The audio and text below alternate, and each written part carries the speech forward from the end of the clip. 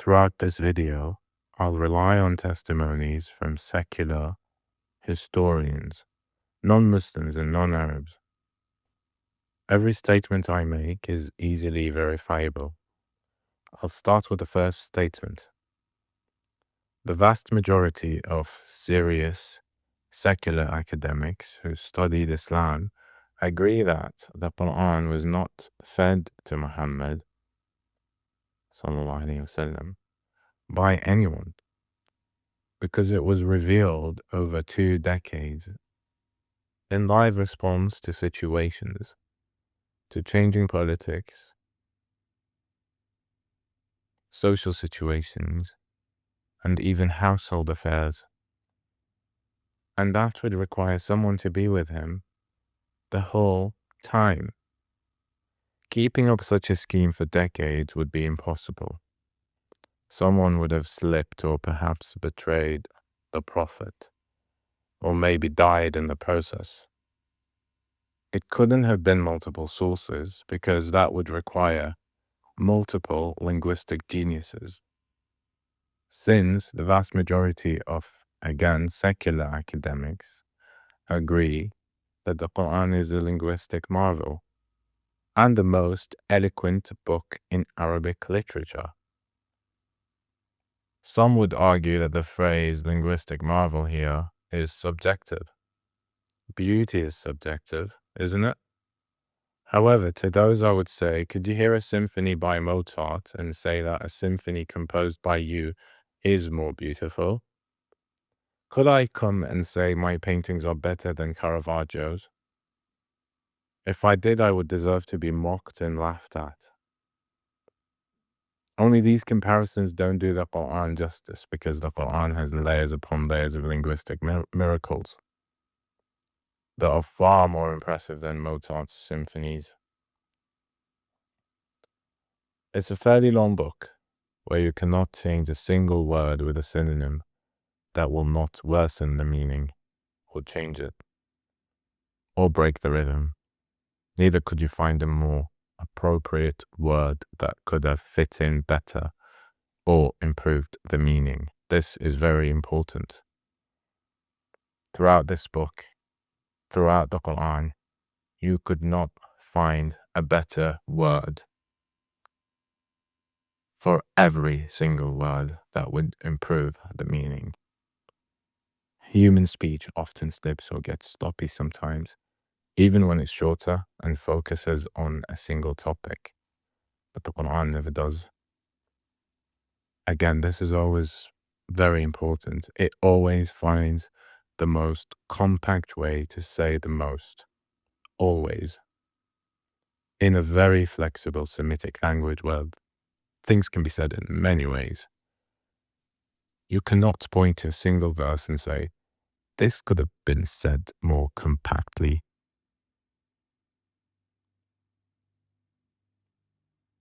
Could it have come from later sources or been developed gradually? No credible secular historian or scholar of the subject believes so. There's tons of evidence to that, including carbon-dated manuscripts, and the fact that the Quran responds to live events. Most historians agree that it came from Muhammad, peace be upon him, himself. They also mostly agree that Muhammad showed no signs of linguistic genius or poetic talent until he was 40, and then maintained that genius for 2 decades somehow as the Quran was revealed. Again, responding to current events in lifetime, so it couldn't have been passed down to him. Some testimonies from secular academics on the Quran being a literary marvel. Nikolai Sinai from Oxford University describes the Quran's structure as stylistically unprecedented and not easily classifiable within existing Arabic forms. Michael Sells, also another prominent scholar, calls the Quran's use of parataxes and rhythms and sound hypnotic and powerful. Angelica Neweth from the University of Berlin argues that the Quran is a literary revolution. Reynold Nicholson says that the Quran is a literary masterpiece of great sublimity and power. It has exerted an incalculable influence on Arabic language and literature. Of course, the Arabs of the time, and the poets included, were stunned by his linguistic power. This was a culture obsessed with poetry and eloquence.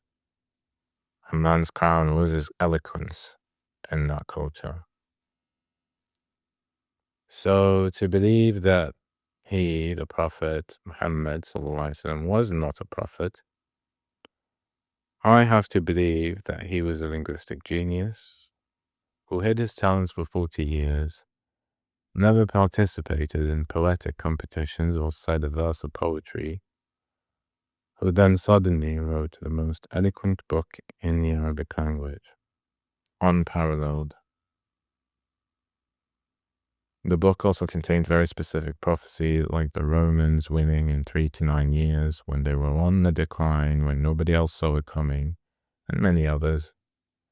Bold, risky, and specific prophecies that would have destroyed the whole religion if they hadn't come true. Historians, again, the secular non-Muslim ones I'm talking about here, also believe that he was sincere in his beliefs that the Quran was from God. However, some theorize that he may have been deluded. If he was sincere, then he must have been deluded according to them. However, if he was sincere but deluded, where did he get his knowledge of earlier holy books from? Wouldn't this require a great degree of insincerity in order to plagiarize? Yet, most of those who study the subject agree that he was sincere. That's a bit of a paradox. Not also would it require insincerity, it would also be very difficult to explain how the Quran changes biblical accounts to make them more accurate. The Quran, for example, does not limit the age of the earth to 10,000 years. Another example is that it does not call the ruler of Egypt during Joseph's time a pharaoh, instead it calls him a king, which is more historically accurate. And there are many, many similar examples. Here are some testimonies from the most prominent academics on the subject on Muhammad's sincerity. William Watt, a Scottish historian of Islam from the University of Edinburgh, says, his readiness to undergo persecution for his beliefs, the high moral character of the men who believed in him and looked up to him as a leader, and the greatness of his ultimate achievement all argue his fundamental sincerity. To suppose Muhammad an impostor raises more problems than it solves. John Esposito, a Catholic scholar of Islamic studies from Georgetown University, says that Muhammad was a deeply spiritual man who experienced what he believed were revelations from God. His belief in the divine origin of his message was sincere and profound. So these academics are saying that he was not a deceiver. He really believed it. Karen Armstrong, a British historian of religion, a very prominent one, says, it is a mistake to imagine that Muhammad was simply a clever politician who invented a new religion for his own ends. Everything we know about him makes this impossible to believe. He was clearly a person of absolute integrity.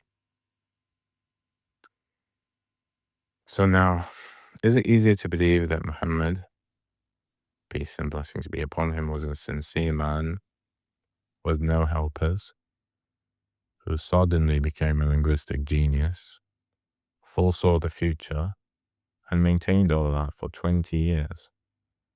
Or that he was a prophet with divine revelation?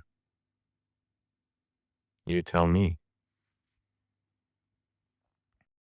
الرجيم